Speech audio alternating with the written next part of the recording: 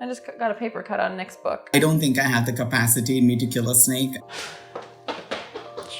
She might be back. Hey everyone, welcome to my home kitchen. This week's genius recipe is for a roasted sweet potato technique that makes them both creamier and more flavorful than any that I have tried before. It also has a bunch of toppings that are very, very simple, but really hit every flavor note so you do not feel like you need anything else. It would make a very good Thanksgiving side, but it also would just make a really great dinner. Let's workshop it. That's all I got. All right.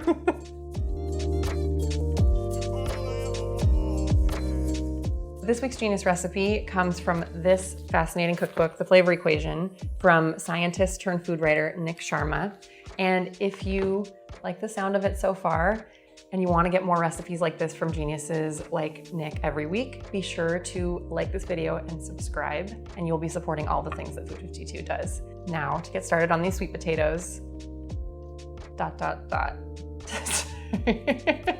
I've already scrubbed these, rinsed them. Luckily, we don't have to peel them, and we're just gonna chop them in half. So, carefully, with a very sharp knife. They will cook faster that way.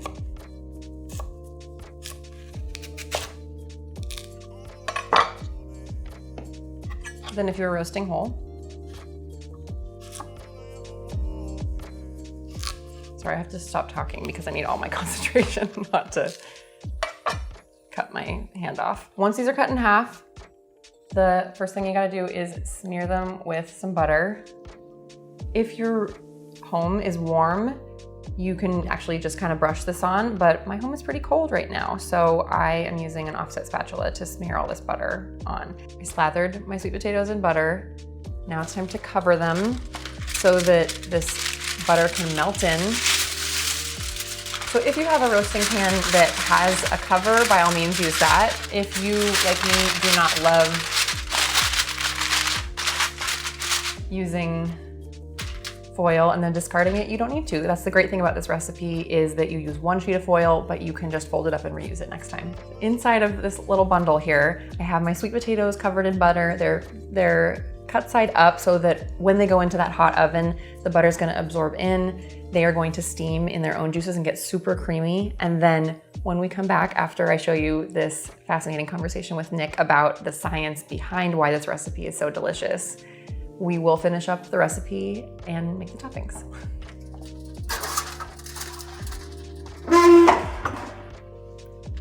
I forgot to put the salt on. So hold that thought. Sprinkle these with salt. Not just butter.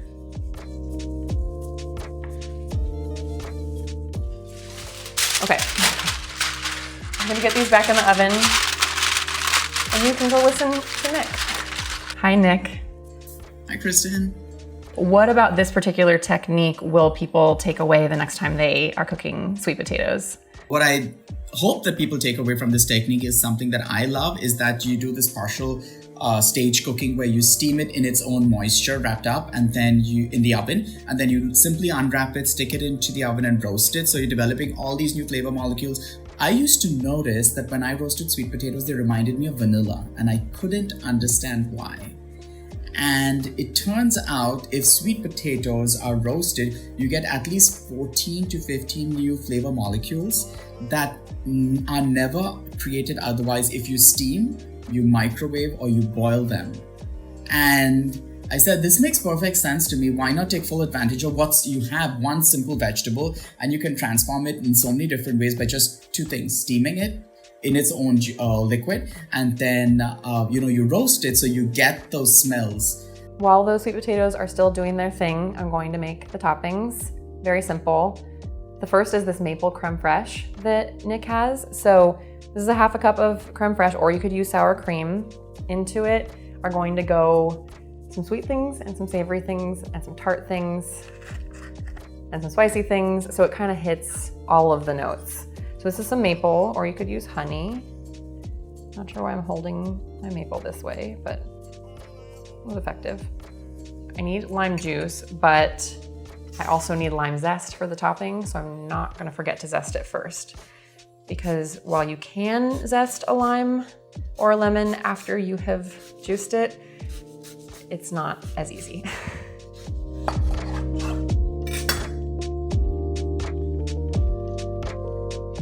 Oh, so close. Okay, I think that's close enough because of what I spilled over the sides already. And this is fish sauce, which Nick says is optional. I would never skip it myself though, because it adds so much umami. And now just, I think, some black pepper, about half a teaspoon, but I'm gonna eyeball it. I never really like grinding pepper and then having to measure a specific amount. If anyone has tricks for how to do that without like having to awkwardly scoop the pepper back into the measuring spoon, I would love to hear them. I think I have everything that I need in here. Use my mini whisk.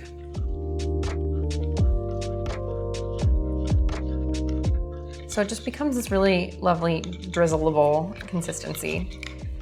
And whatever you don't use on these sweet potatoes, you can use on all kinds of things. I've dunked all sorts of other vegetables in it. It'd probably be a really good salad dressing. I'm gonna taste it. A little more salt. And if there was no fish sauce, a lot more salt, because the fish sauce brings a lot of that salt. Okay, sauce done. Maple crème fraîche. And the rest of your toppings are roasted peanuts, some chili flakes, and then scallion. This recipe only calls for a couple tablespoons of the sliced scallion. So you may end up with a whole bunch left over. So I would highly, highly recommend making Edna Lewis's skillet scallions with the rest if you don't have another plan for them. And this is just gonna be a garnish. So just slice as thinly as you want your garnish to be.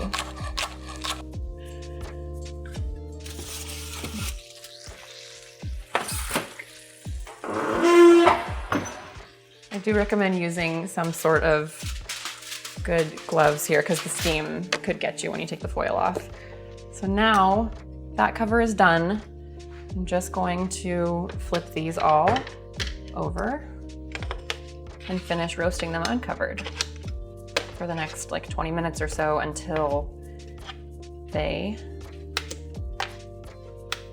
are soft enough that a knife can sneak through.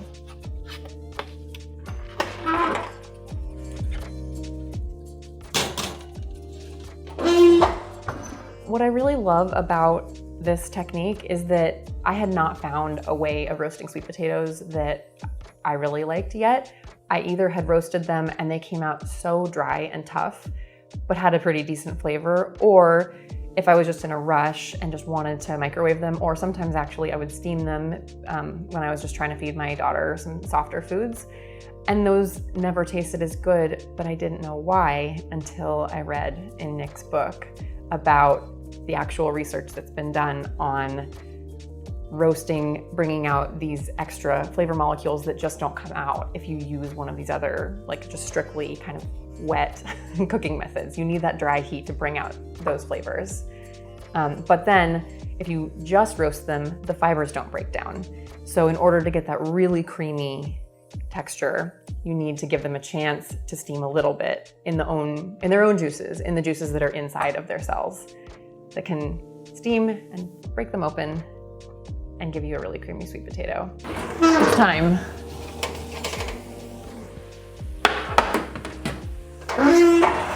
See how that butter is sizzling at the edges?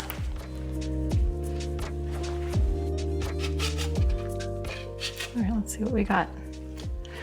Ooh, here's a secret. I already checked them with a knife there to see if it slid in easily, and it did. I can recreate that moment though. Find one of the fattest areas and poke it with a knife to make sure it slips in. You wanna do some topping? So this is the fun part, the really fun part, the topping part. Okay, yes, okay, now.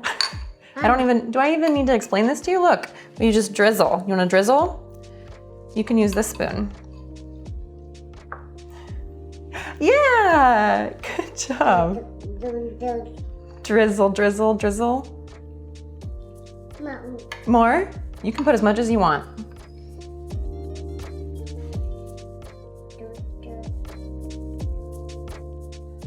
Drizzle, drizzle, drizzle. Awesome. Awesome. Okay, now we have these other toppings. Ready? This is lime zest. You can sprinkle that. Sprinkle, sprinkle, sprinkle. More. More? Yeah, put on as much as you want. Do you want to sprinkle some scallions? Yeah. Scallion. Can you say scallion? Scallion. Oh, you want to put it on mine? Thank you. More. And on yours too. Nice. Big fistful. Good sprinkling. Okay, now your fave. Peanuts. Yeah, you can eat some. And then we can sprinkle whatever is left on our sweet potato. Yeah. Do you want to come finish up?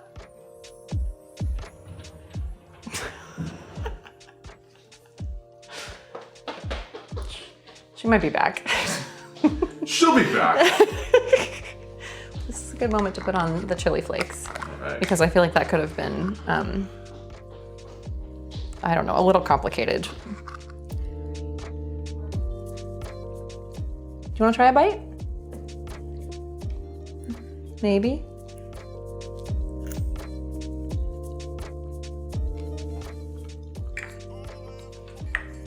The texture on these potatoes is unreal. It's like so incredibly creamy in the middle, and you still get that nice like crispy edge to the skin.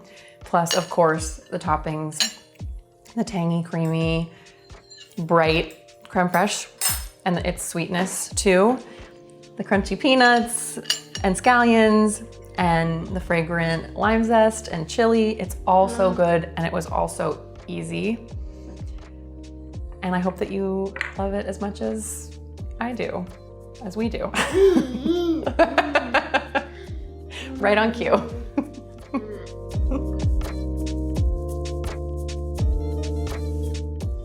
Nick and I talked about so much more than we were able to fit into this video. So if you want to hear more about how his incredible book came together and more about the food science behind this recipe and others,